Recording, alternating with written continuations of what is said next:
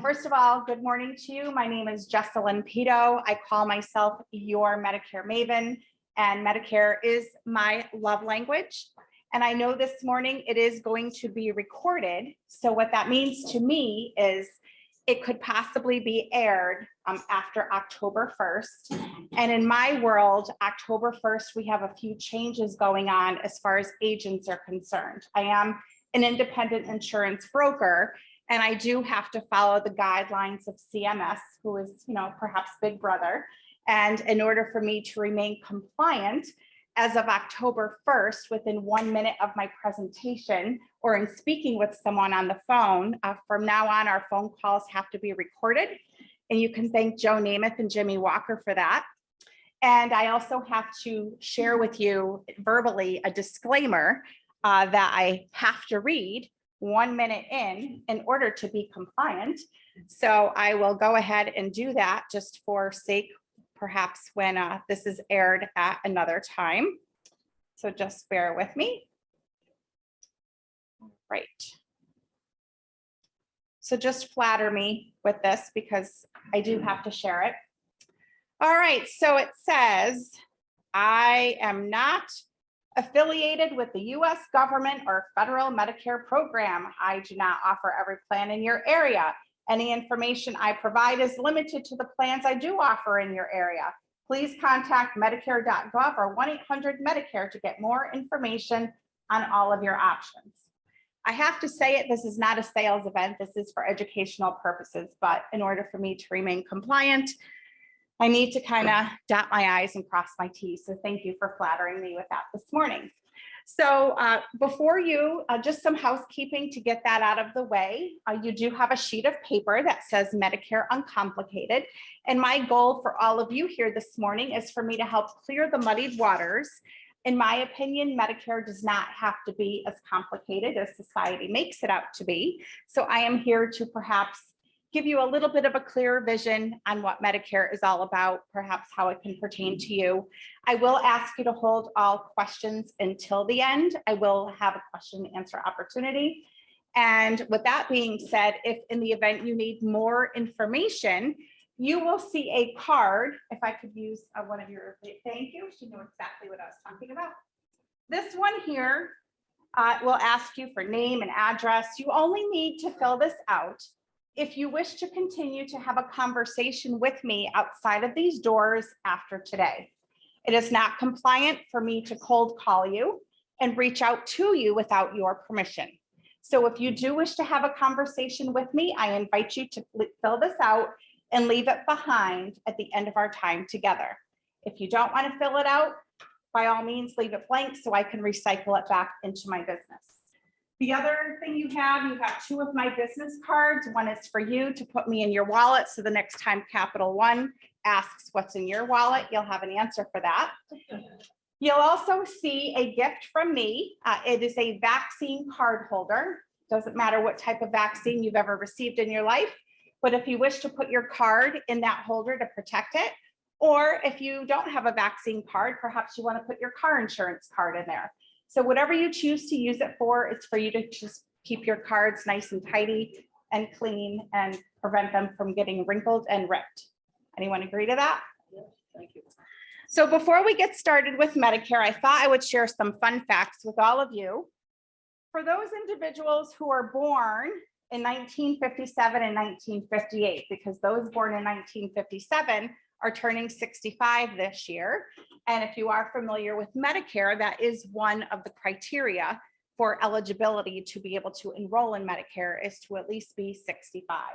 So I thought I would entertain you and take it back in time and have a few laughs, especially when it comes to the price of gas.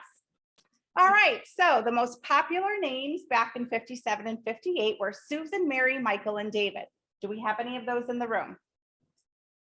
Clearly it wasn't that popular. The Frisbee was invented. Holy moly. Burger King introduced the Whopper. The price of a movie ticket was 61 cents. Your top song back then was All Shook Up by Elvis. 2 of the top 10 food trends were chicken a la king and Dinty Moore stew. I know. Your president was Eisenhower. The most popular show on TV is Gunsmoke. Yeah, see now. Now here's where it gets a little funnier. The cost of living. A gallon of milk was $1. A loaf of bread was 19 cents. A dozen eggs was 55 cents. A postage stamp. Anyone here remember a postage stamp? The price? 3 cents. Minimum wage was $1. A gallon of gas. Let's have a little chuckle with this. 24 cents. A new car on average was $2,100. A new home on average was $12,220. And the average income, $4,454. I thought that would give you a little laugh. I'd like to welcome those joining us by Zoom as well. Good morning to all of you. And if you have any questions, please put them in the chat. And one last round of applause for Leah. Leah is here from the library. Let's give her a warm welcome. She is the brains behind the operation. So let's go ahead and get started. So just a little bit about me. I know you will entertain me and tell me that I look like that picture still on the left. So what gives me the credibility to stand here before all of you today? Out of high school, I went to college to be an X-ray tech. Since the age of 5, it's what I always wanted to do. I think I broke a finger. I was mesmerized by the big machinery. So it's something I wanted to do. I was in the X-ray profession for 16 years at St. Mary's Hospital in Waterbury. And in addition to being the X-ray tech, I was also the staff receptionist, in which I was responsible to be the intake person when it came to patients' information. And it was during that experience where I grew to love the Medicare community. People would come in, I would ask them for their insurance card, and all of a sudden this glazed look would come over their face. And then they would open up their hearts to me, because a lot of even my clients today, I've helped hundreds and hundreds of clients navigate the Medicare process. A lot of them don't have friends or loved ones around. They would do anything to talk to anyone. Hence why Joe and Jimmy are always fun to talk to when they call. And unfortunately, they end up sometimes getting scammed by someone who just wants to change their plan and not do right by that client. So they would share their hearts with me and share that they didn't have family around or friends around, perhaps someone passed away. And I was able to help them walk through that process at that time. Then at some point in life, I became inspirationally dissatisfied and wanted to move my life in a different direction. I was inspired by my mother because I was her little tag along at her Avon parties and Tupperware parties and Sarah Coventry parties and Beeline clothes parties. And that is where I had the desire to want to become self-employed. So I left my X-ray career behind and moved into a sales direction, in which I was actually a top sales achiever in my company for 16 years. And it was during that experience, sometimes when you work for a corporate person, even though you are still independent, they like to perhaps change their compensation plan. And that's what I was, unfortunately, what I experienced. But it came at a time where my mother, who you see pictured here, was diagnosed with pancreatic cancer. So I was thrilled with the fact that I was able to control my time so that I was able to help my mother enjoy the rest of her life. So I said to my mother, I want the rest of your life to be the best of your life. I navigated the medical part with her, took her to her appointments. I had her make a bucket list of what she wanted to do before we knew what was going to happen. And you can't take that back. And so I am forever grateful for that experience, because I was able to be there with my mother when she passed. So upon her passing, I said to myself, I feel a higher calling, that I was meant to do something greater. So I left the sales position behind and I wanted to move into the Medicare space, because not only did I have the experience from the front end, but now I have it from the back end. And so that is why I'm authentically be able to stand here before all of you here today and home to be able to speak Medicare. It's my love language, and I'm here to help everyone navigate the system. So with that being said, enough about me. Any of you feel like this young man here in the picture? You know you're turning 65 because the phone doesn't stop. The mail doesn't stop. It's just craziness. It's supposed to be a time of joy and celebration, and all I do is get people who call me and they're totally stressed out, asking what to do. So if you are perhaps feeling like this gentleman, one of the services I provide, and first of all, you do not pay for my services. I am free of charge, so to speak. The only time I ever get paid is if you choose to enroll in a plan. The carrier pays me a commission, and the commission is the same regardless of which plan you should choose. I am appointed with, as you could see here, I'm appointed with all major carriers. I am not allowed to say all carriers. So I put it in writing as far as the carriers I am appointed with. And I help individuals actually enroll in Medicare. I'm also a National Social Security Advisor certificate holder. So if anyone should need help navigating enrolling in Medicare, that is one of the services I provide as well as finding a plan that best suits your needs. You'll see I'm licensed in a bunch of different states. I do live here in Connecticut, I promise you. But what happens is I had people start here and then got the heck out of Dodge and relocated somewhere else and said, could we take you with us? I said, well, the only way to do that is to get licensed in your state. And so as you can see, perhaps a lot of people moved or whatever the case may be, but I am licensed in a few other states. And I really mean it when I tell you there's no need to stress, just talk to Jess. So here's our agenda. I'm not going to read it over to you because this is actually what's in front of that piece of paper before you. So feel free to take some notes and hold your questions until the end. All right, whoops, got a little too click happy. All right, so what is Medicare? I know you'd be saying that's a strange question. Well, some people get it confused. I meet people a lot out in public, and they tend to get Medicare and Social Security confused. And so Medicare is a federal insurance program, and you actually have to apply for Medicare through Social Security. And it actually was administered by Social Security back in 1966. But now Medicare is administered by CMS, which stands for Centers for Medicare and Medicaid. So if you ever get any mail from CMS, it is legit. That is who monitors the Medicare program. Now, if you happen to be walking around with a card with your Social Security number on it with an A or a B after it, you have an old card. They changed that card back in 2018 as a way to protect your identity. And so now a Medicare number consists of letters and numbers. Just be certain you have the correct card in your wallet, because if you are to be seen by a provider and are walking around with an old card, it is technically your responsibility to get your updated information. And if you ever lose your card, just go to medicare.gov and order a replacement card, or you can go to Social Security as well. And we'll get into what the A and the B mean in just a moment. All right, so now we'll move on to the who is eligible for Medicare. So as we said, Medicare is made up of two parts, Part A and B. I'll get into that in further detail in just a moment. You do need to be a US citizen, or you also need to be a legal, or you could be a legal resident who has lived in this country for at least 5 consecutive years. So that's the first criteria. The second is aging in at 65, or you could also have a qualifying disability for at least 2 years and not be 65. So that's another eligibility criteria. You could also have end-stage renal disease or Lou Gehrig's disease.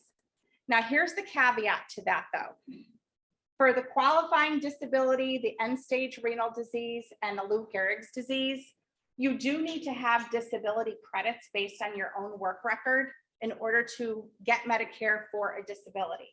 So if you do not have an account at ssa.gov, I highly encourage you to set that up or reach out to your local office and see where you are with your disability credits. I, for one, was self-employed for so long that I don't have enough disability credits. So if I end up going out on disability, I would not be able to get Medicare at this time because I don't have the credits needed to be able to get Medicare for that purpose.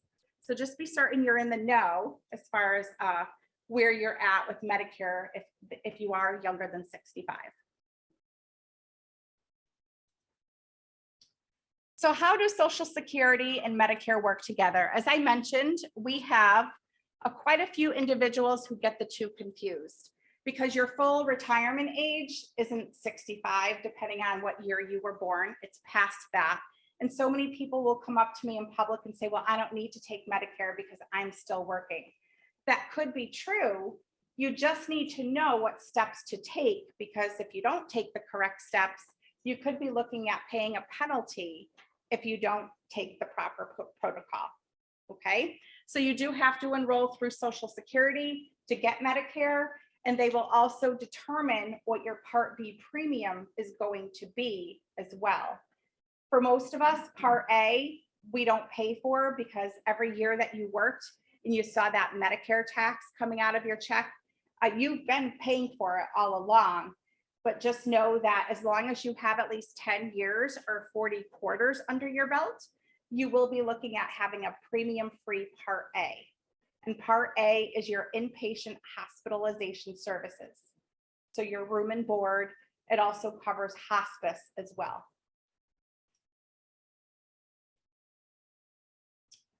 Just some Social Security basics for you, just to kind of keep you in the know with that.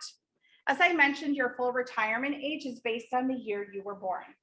You are first eligible to collect Social Security at the age of 62. Just know if you do choose to turn on your benefit before your full retirement age, you are looking at a permanent reduction of your benefit. Quite the opposite, if you choose to delay taking your benefit after your full retirement age, but up to age 70, you will be earning delayed retirement credits, where you can be earning an additional 8% of your benefit each year up to the age of 70. You are capped at 70, so I don't know why you wouldn't want to take it at 70 at that point, but just know that you are earning additional credits if you choose not to take your benefit at your full retirement age and choose to delay it. One other thing I want to cover with you too is if you do choose to take your benefit early before your full retirement age and you're still working, you are subject to the annual earnings test. And Social Security only allows you to make a certain amount on top of your Social Security benefit. And if you go above that amount, guess whose hand is in your pocket? They will take, if your full retirement age, let's just say you're turning your full retirement age this year in November, but last year you had turned on your benefit and you're working, they will take $1 for every two last year if you were over the amount that they allow. Whereas now it's January, the year you're hitting your full retirement age, and they allow a little bit more for you to earn. And if you go above that, then they will take $1 for every $3 you're over. And guess what? When you hit your full retirement age and you're still working, you can work as much as you want at that point. They won't take anything. That's incentive. Woo! So here's your chart as far as what your full retirement age is. So if you were born in 1960, your full retirement age is 67 for now. I know the rumor has it that the Social Security Trust is going to be bankrupt. I'm sure to some capacity it will be there, but they are going to have to make some sort of tweaks to it in order for you to receive 100% of your benefit when the time comes. They are going to have to, they are looking at a few different things to tweak, and perhaps by the time I get to full retirement age, it might be 70, I don't know, but so they are looking at a few different things to alter in order to keep the trust solvent. Any questions on that? I know I said I'd hold questions, but is everyone good with this? You know when your magical date is? Yes.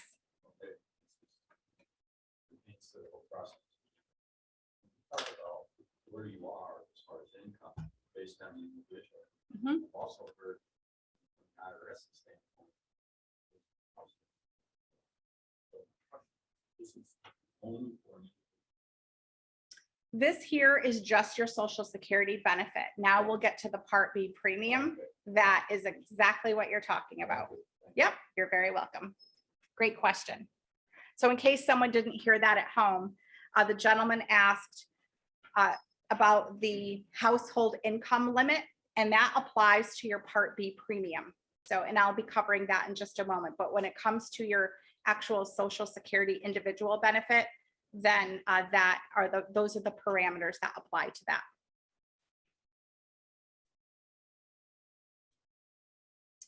So now let's talk about your original Medicare, made up of two parts, Part A and Part B. Part A, we talked about, it's your inpatient hospital services. So if you're admitted to the hospital or hospice or home care, depending on the hospitalization. Part B, look at it as all of your outpatient services. So it's your outpatient surgery. It's your emergency room visit. It's your durable medical equipment. So if you're walking around with a new diabetes monitor on your arm, that would fall under Part B, under durable medical equipment. It's also your doctor visits, blood work, x-rays, physical therapy. It's also chemotherapy. It's also renal dialysis. So this is where the deciding factor comes, because, you know, 1 out of every 2 men and 1 out of every 3 women do end up with a diagnosis of cancer of some sort. So this is where you really want to sit with someone like myself and figure out, you know, where are you at in your health journey and what are the best options for you? Yes. There's no limit to what hospital you can go. That as long as they take original Medicare, which most do. Yeah. Yep. The only thing you need to be careful of outside of the state of Connecticut, you may have heard the term accepting assignment. Have we heard that? Okay, so what happens is Medicare and the provider have contracted amounts that Medicare will pay based on what the provider wants to charge. If they accept assignment, so let's just say the bill is $100 and Medicare agrees to pay $80. If the provider accepts assignment, the provider cannot turn around and charge you that additional $20. However, if they don't accept assignment, they could. So if you are traveling out of state, the question you want to ask is, do you accept assignment? Because you want to be certain you know what you're getting into. That's why you get facility fee. No, facility fee is something separate. Yeah. No, I know, it's like they accept the assignment for the $80. Right. Yeah, well, they're going to tack on something else, yeah, to make up for that. You're right. All right, so let's talk about Part A. So Part A is your room and board. So just know that if you wish to talk to someone or watch TV, you're going to have to phone a friend on your own phone. So bring your cell phone with you. And TVs are not covered either under that hospital room and board. This is just room and board. It's not if you go to the emergency room and end up in what I call their holding unit, which is observation. That is all Part B. So it's Part A, you have to be admitted.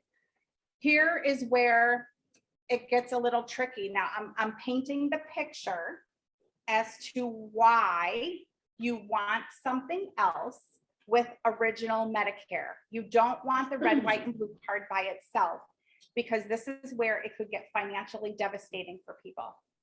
So for 2022, the Part A deductible is $1,556. You will know in November what the new Part A deductible will be for next year. So what does that mean? It's not an annual deductible. It's an every 60-day benefit period deductible. So if you end up admitted today, and then a week from now you're discharged and you're home for 63 days, and then you end up back in the hospital, you will have a new deductible to meet. So potentially you could be looking at that 5 times throughout the course of the year if something took a turn with your health, or perhaps, you know, you're a really severe diabetic and they do end up in the hospital quite a bit. So that could be a little devastating.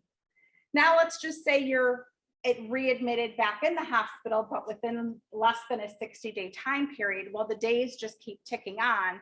So if you end up in a period where day 61 through 90, you're still admitted various times, but still within that benefit period, then you end up with a copay of $389 a day.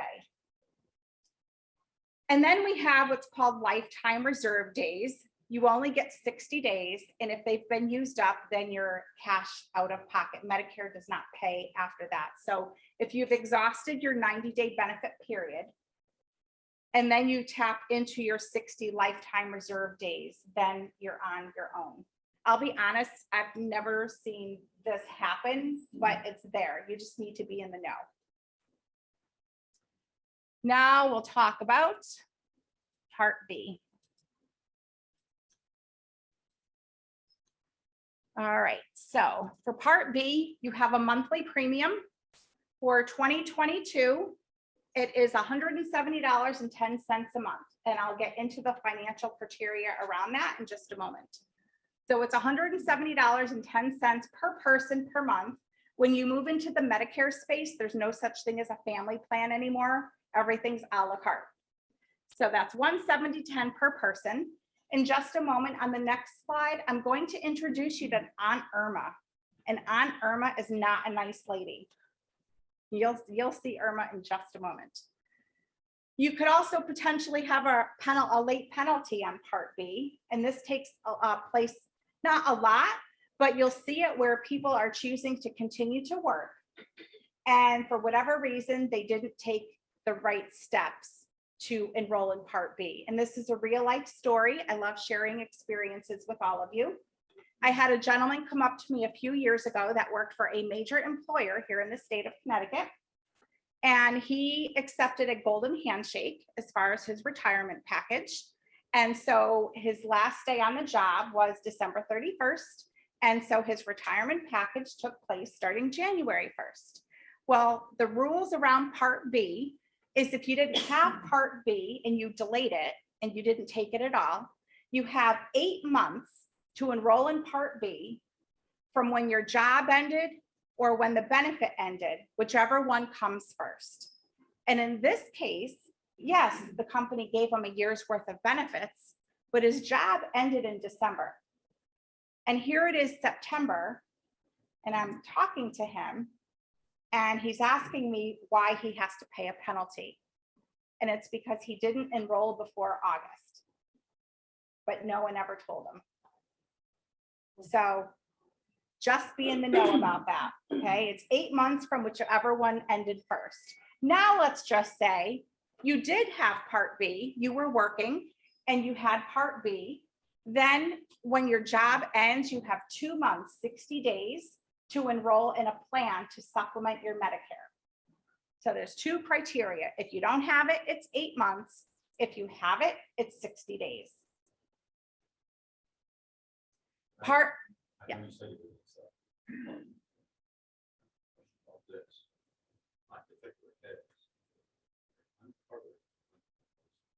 Mm-hmm. Mm-hmm.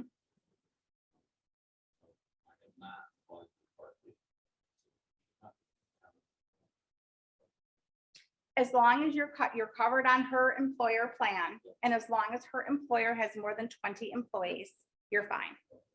Yep.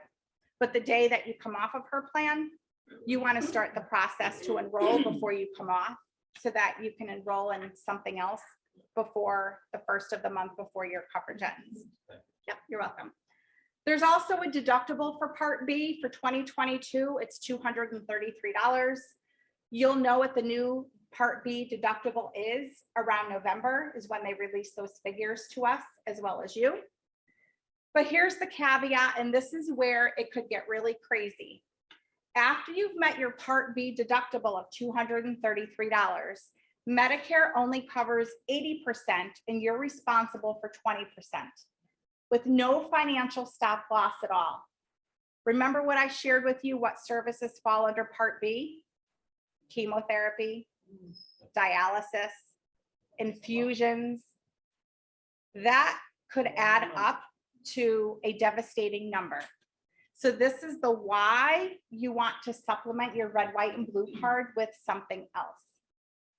And I already shared with you what services are covered under Part B. So now I'd like to introduce you to Aunt Irma. So you'll see a couple of different columns here. You'll see one if you're filing individually, and then you'll see a column if you're filing jointly. Your Part B premium is based on your income tax return from 2 years ago. Every year they do a 2-year look back. Okay, so for this year, if you're enrolling, they will look at your 2020 tax return, and they will look at your modified adjusted gross income. So as an individual, if your modified adjusted gross income was $91,000 or less, you will be paying the $170.10 a month. But if you're more than that, as you see the chart, the totals go up, the income averages are going up. If you're more than that, well, then draw your eyes to the right, because you are going to have a surcharge for your Part B premium as well as your drug plan premium. So this is very, very important for those of you thinking of retiring. And the conversation really needs to start at 63. Because if you end up taking some sort of distribution from your retirement accounts, and it's going to put you in a really high bracket for that year, it's going to affect your Part B premium 2 years down the road. So you really need to have a financial advisor in your life who's having these conversations with you at 63 and monitoring it every year thereafter to be certain they're not throwing you off in a bracket that is going to really hike up your premium. Go ahead. I just want to say, it happened to me, I retired early, retired. Mm-hmm. You know, but they went back to 2 years. I got retired in April, my wife. Mm-hmm. And I, you know, the bill gains was kind of high, and I called them. I actually called Social Security and said, I need an adjustment because this year's income is not going to be that. And they did. They do. They do. You have every right to appeal this. So there's a form. I'm happy to share the form with you, but you have every right to appeal if you feel something's off. If you have a life-changing event, loss of income, a loss of a spouse, you know, my husband passed in May. So if I was on Medicare right now, I would definitely would be applying for an appeal because I had a life-changing event. And I can't wait to be 65 because I'm on Obamacare right now. And I have to tell you, Medicare looks like a huge savings right now in my life. Can't wait to be 65. But anyway, not about me. Here's your chart. Get a, take a picture of it if you'd like, but these are the figures that apply to you for this year. These numbers do change every year. So again, what month do you think they're going to come out in? November, right? So right around November, they will let you know what the income levels are for 2023. And so that is where you'll want to dig out your 2021 tax return and see where you'll be for next year. Okay. I know Debbie wasn't a most popular name, but I'm not Debbie Downer, I promise you. All right. And now as far as how they pay the premium, here's just a tip for all of you. If you're collecting Social Security, they will take that right out of your Social Security benefits. So I guess it's a good thing, out of sight, out of mind. But if you're not collecting Social Security, you are going to get a bill in the mail about 2 weeks before your Part B premium is to take effect. And they will charge you for 3 months of premium at a time. It's a quarterly bill. So you'll get the 170 times 3. And they want it like in 10 days. So just when you, just from a planning standpoint, please just be prepared. So when you're enrolling in Part B and not collecting Social Security, you might want to start at that point as if you are paying the premium and save $170 so that when the bill does show up, it's not a huge hit to you to come up with 500 and change all at once. Make sense? Yes or yes? Good answer. All right, so part B, this is just a graph to show you if you had Medicare by itself, what your 20% out of pocket would look like. And I would think you would agree, it's not too difficult to get to a $100,000 bill with the cost of healthcare. So you would be looking at having to pay $20,000 if you just had Medicare. So now we want to paint the picture as to why you want something with it. Okay.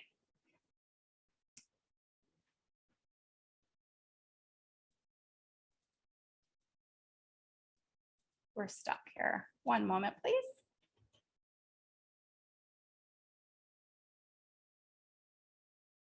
Okay. Just something Medicare doesn't cover. There we go.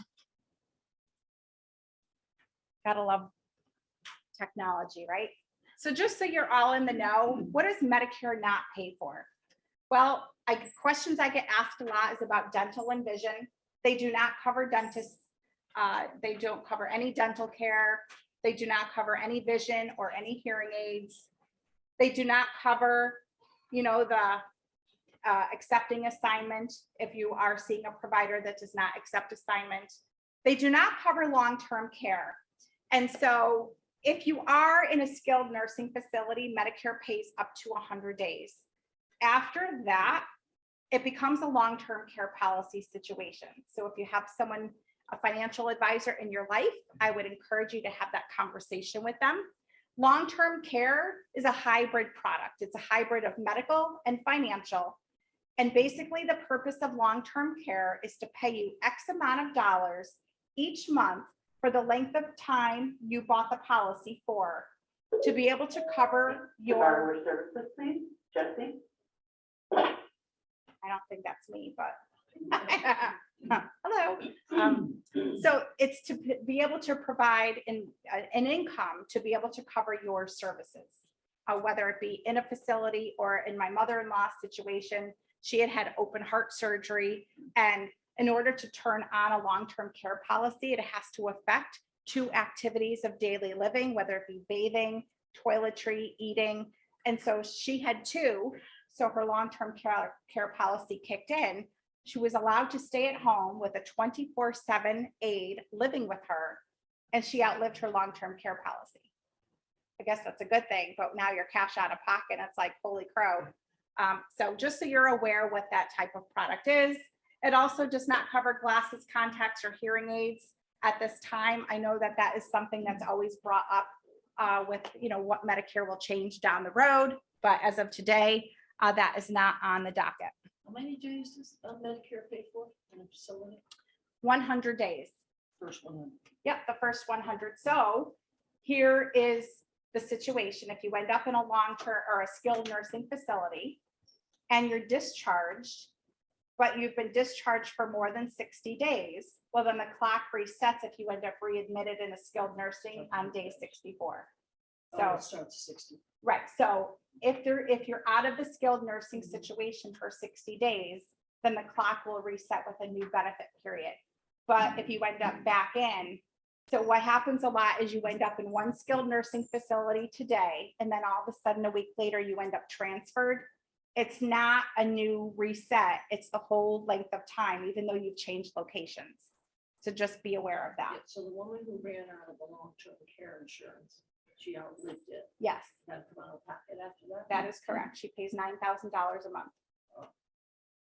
Yes, long-term care is Very expensive. very expensive. Yep.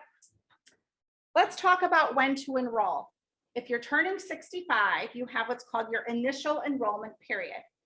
That is where you enroll 3 months before your 65th birthday, the month of, and 3 months after. I would suggest you not focus on the 3 months after, because if you do enroll after your 65th birthday, you do stand the chance of having your benefits delayed by a month, 2 months, or 3 months. So try not to focus on the last 3 months of that. If you are working, I know this young man is working, or you took part A but didn't take B. Your wife's working. All right, that's even better. Give it up for him. So you can take Part A, if you are still planning on working or the wife is working, whatever the situation is, as long as you're not contributing to an HSA, you can take Part A. Your name is in the system, you're assigned a Medicare number, you don't normally pay for Part A. So you can take Part A and delay Part B and then apply for that down the road when the time comes. But if you are contributing to an HSA, you need to start making your financial contributions 6 months before. And if you don't, there could be a tax penalty down the road. So that I will defer you to a tax professional, but you want to be aware of that. You can use the money in your account to pay for co-pays and deductibles. You just can't pay for Medicare premiums with that, but you can use that money that you've built in your kitty to be able to pay those medical expenses. You just have to start making contributions 6 months before. Now we'll talk about your general enrollment period, and this is a huge change for Medicare starting January 1st. There have been times where people, for whatever reason, have missed their initial enrollment period, but now they need Medicare. You just can't enroll whenever you want. You have to enroll during the first 3 months of the year, which is January, February, or March. The way that the rule stands as of today is, had you enrolled in one of those 3 months, your Medicare would not take effect until July 1st, which would make you susceptible to having to pay a penalty, at least for your drug plan, if you didn't have a drug plan. But the rule is changing for January 1st, that if you miss your initial enrollment period, you can enroll in one of the first 3 months. But now what happens is if you enroll in January, then your Medicare will take effect February 1st. If you enroll in February, it'll take effect March 1st. And if you enroll in March, it'll take effect April 1st. So there's no more of that delay waiting till July. Can I get a big whoop whoop for that? That's very exciting for us. So hate to see people pay a penalty unnecessarily. Yes.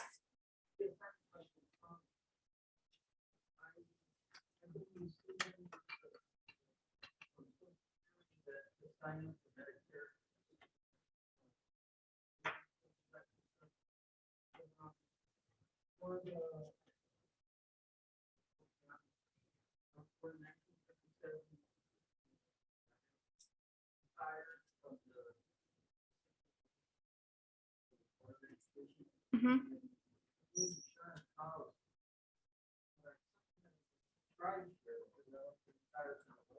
Right.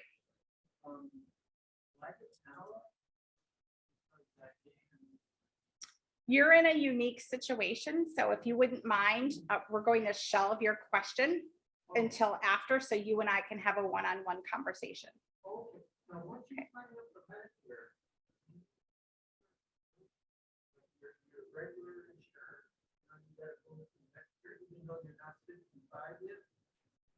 You would have to be 65 though in order to get Medicare unless you had a disability.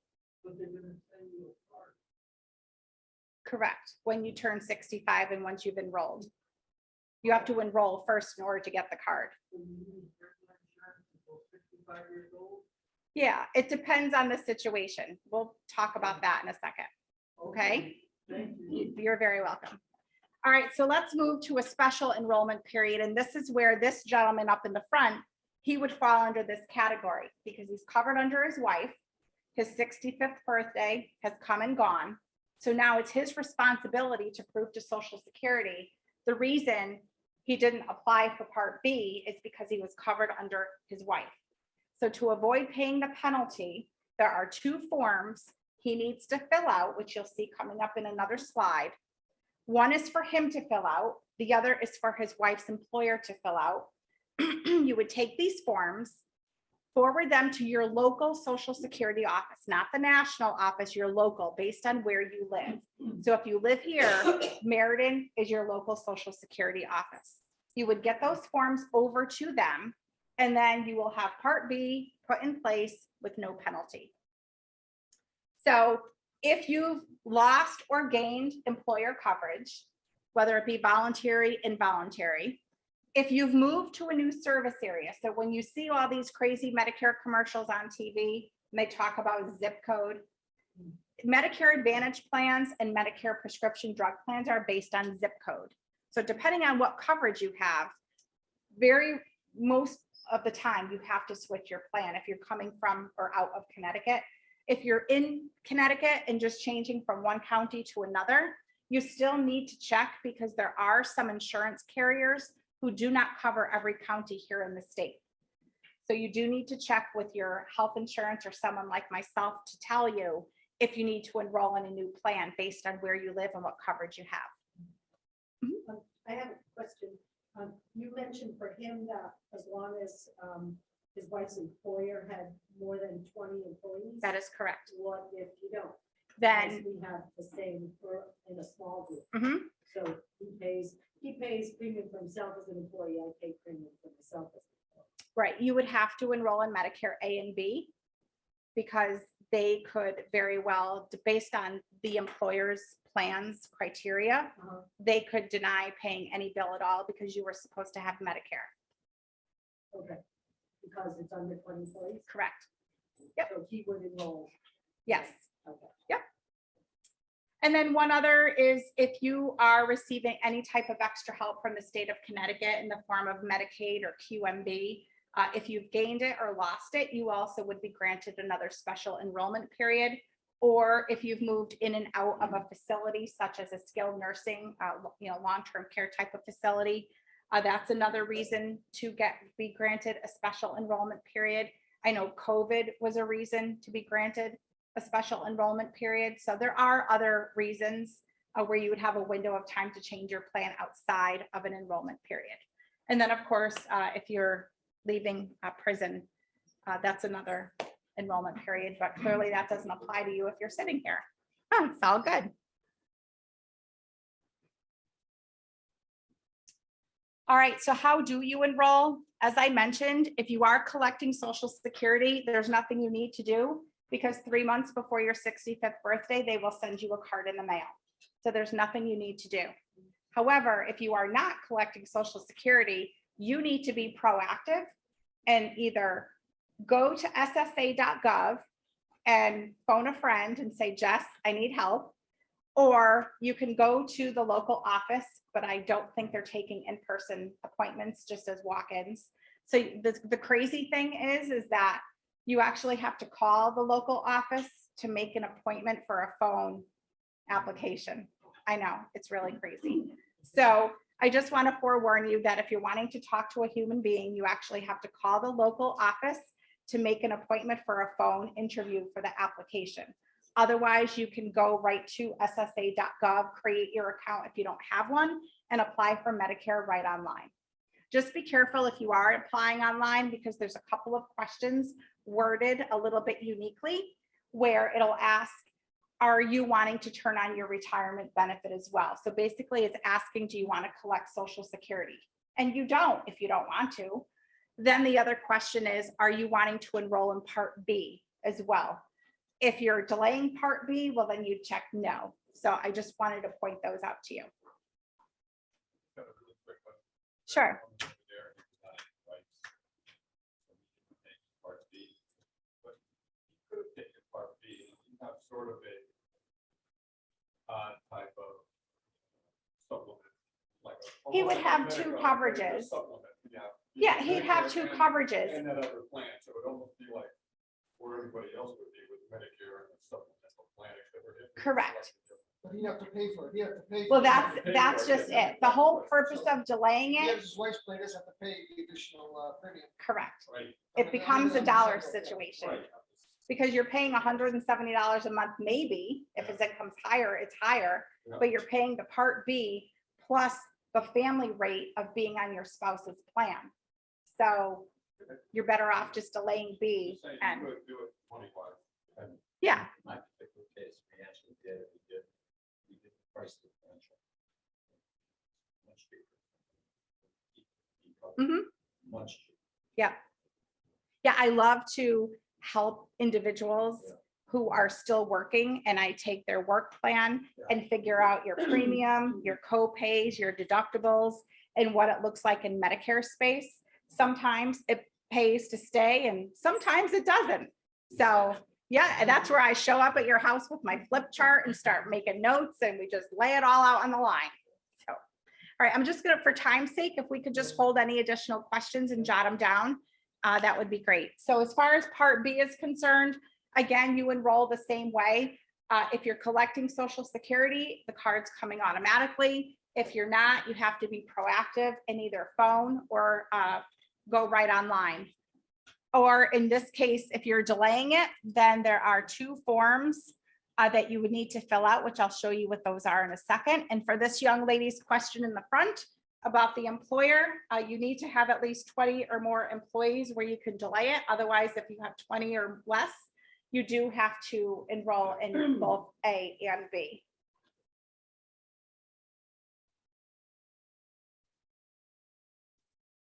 All right, so these are the forms. These are through the Social Security website, or you can phone myself, take my card and put me in your wallet. And these are the forms that you would need to have if you need to enroll in Part B. There's 2, the employment verification form and then the Part B application form. Those are the 2 forms that you need.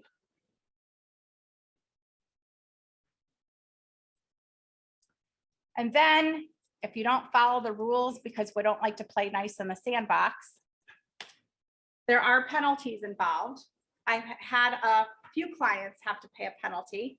One woman was a referral to me from Texas, and she's in her 80s and doesn't even have health insurance.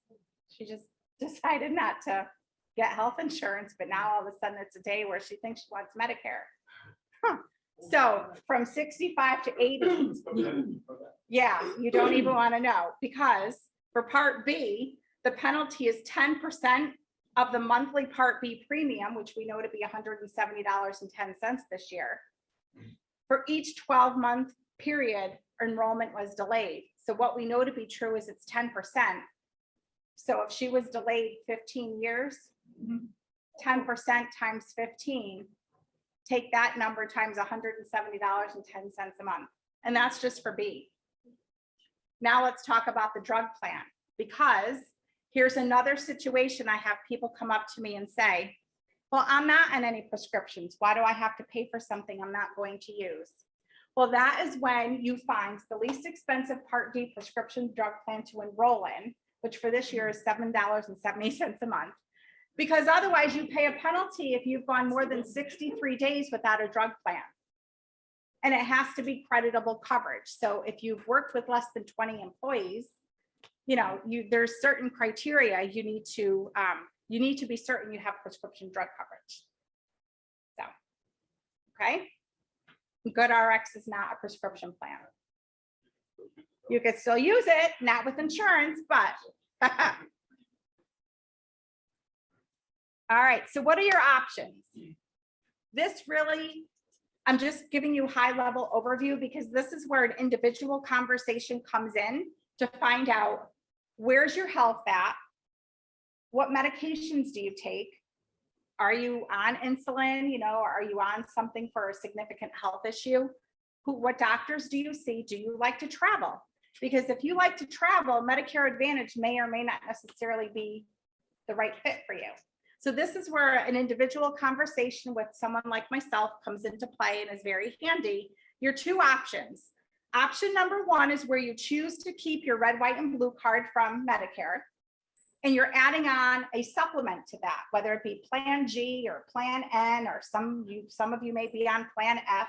Those are recognized by letters of the alphabet, and there's pros and cons to each. These do not have a doctor network. You can be seen by any physician anywhere in the country as long as they take original Medicare, because Medicare is your primary, and the supplement's purpose is to pay what Medicare didn't cover.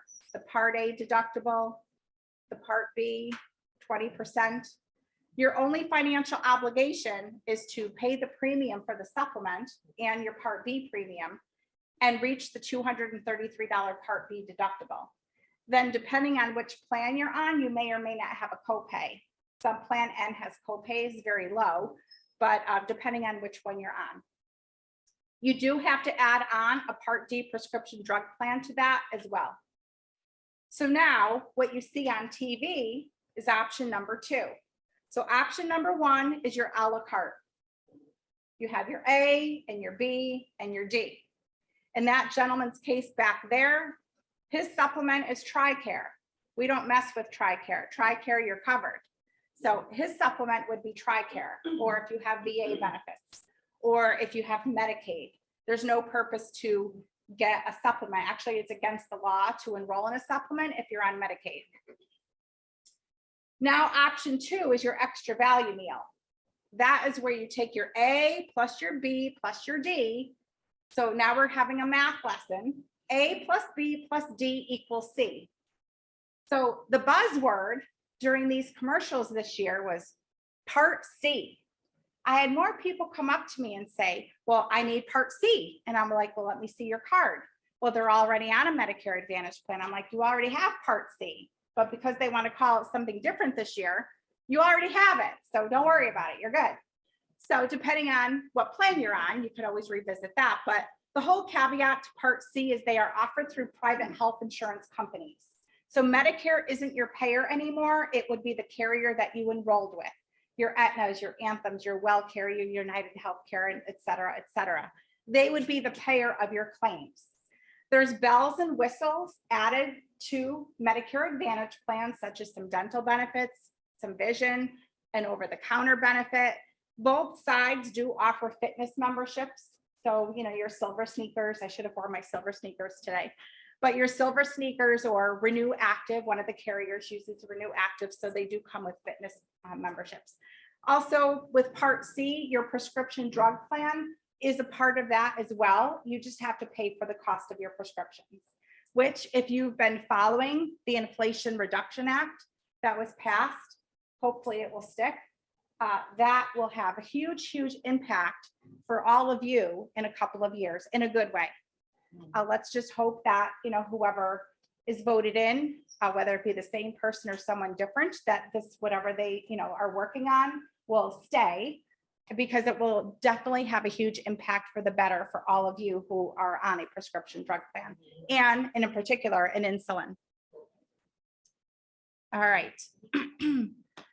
So pros, Medicare Advantage versus original Medicare.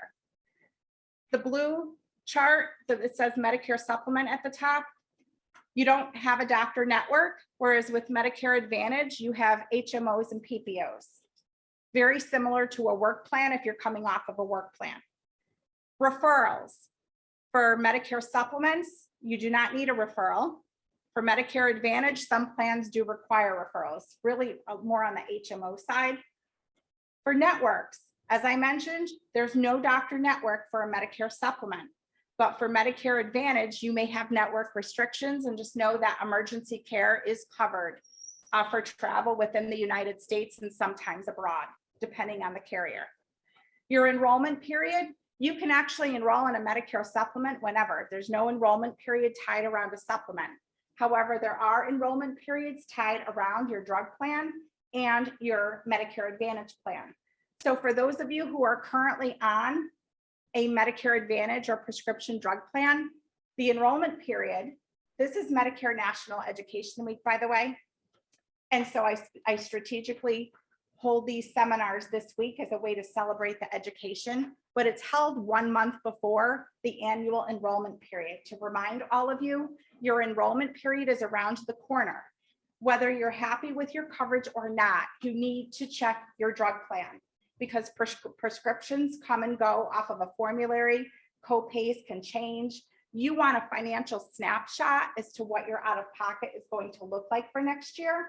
So if you do not have an agent in your life like myself, or if you're not feeling comfortable enough to look for it on your own, I'm happy to help you, but you need to review your coverage.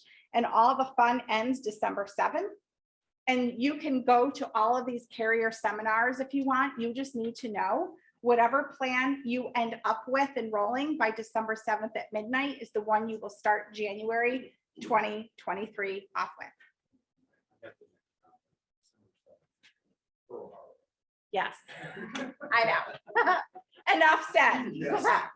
Now, what's your out-of-pocket cost look like? On a Medicare supplement, Medicare is all about pay me now or pay me later.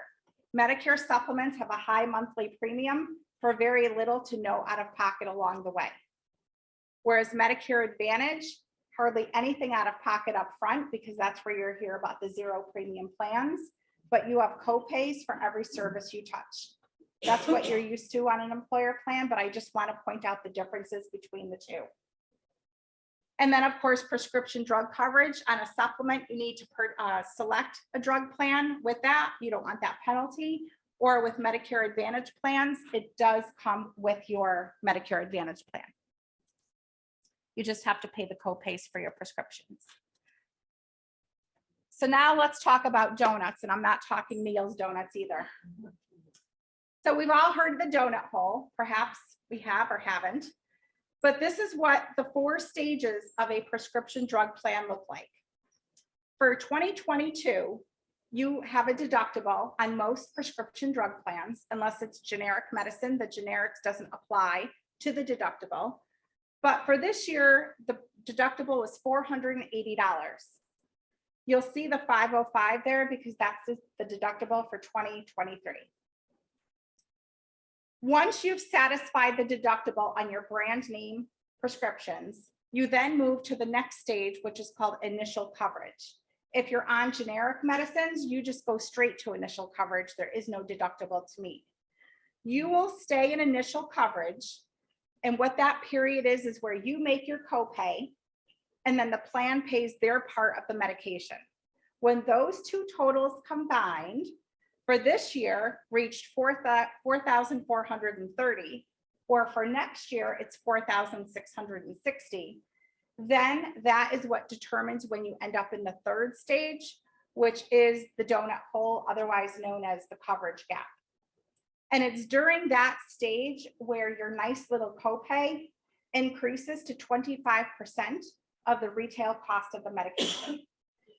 So you will stay in that donut hole until your true out of pocket for this year has reached 7,050, or for next year, 7,400. For this year, when you reach that amount, then you end up in the last stage, which is known as catastrophic. And then your co-pays go down, as you can see, to either $4.15 or $10.35 for the most expensive meds for next year, or 5%, whichever is greater. One of the items on that information, or the Inflation Reduction Act, is to get rid of the catastrophic coverage. And the donut hole is supposed to be capped at $2,000. Let's just hope. If we can hold the questions, okay? Yeah, so it all sounds good. Let's just hope it stays and sticks, right? So that is the 4 stages of a drug plan. I get asked all the time, why am I paying? In January, I'll get the call. Why am I paying so much for my medicine? Well, let's review. You're on a brand name medication, and every January the clock resets. So you have a deductible to meet. Then in July, I get, why am I paying so much for my medicine? Well, you probably are now in the donut hole. Every month you receive an explanation of benefits from your prescription drug carrier. Please read them. It tells you where you're at close to the donut hole. So please read them. It's super important. If one of the added services I provide to my clients is if their income is not low enough for extra help, but they are on really expensive medications, I help them get extra help with the pharmaceutical companies themselves. And I have so many clients that I've been able to help get Ozempic and all other types of medications, insulins, and Eliquis absolutely free from the drug manufacturer.